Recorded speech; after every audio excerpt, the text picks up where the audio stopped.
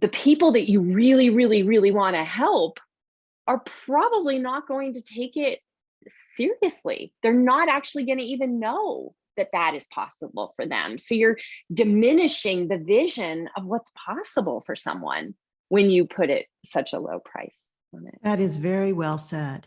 And I often talk about your pricing drives the value.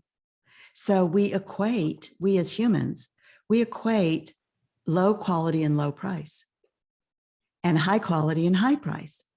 So when your prices are artificially low, or you're offering discounts when nobody asked for them, or you're fixated on this idea of what the market can bear, there's no such thing as what the market can bear.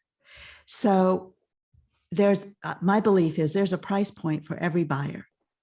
And one of the huge problems is we think everyone who comes to us is an ideal buyer.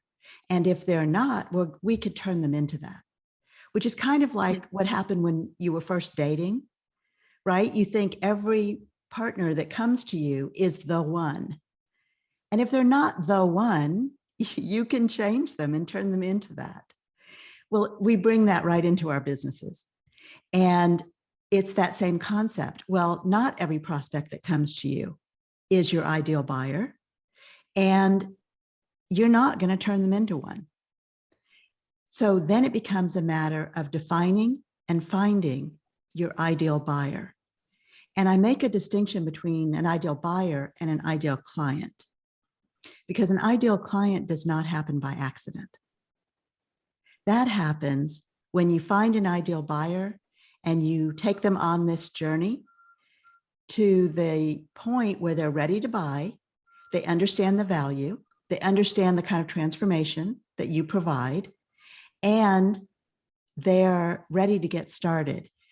During the onboarding process, you're helping them understand the expectations. So, for example, if you have a client who calls you at 8 o'clock at night repeatedly, and you've set the boundaries and explained to them that you don't take calls in the evening, and they continue to do it, that's not an ideal client.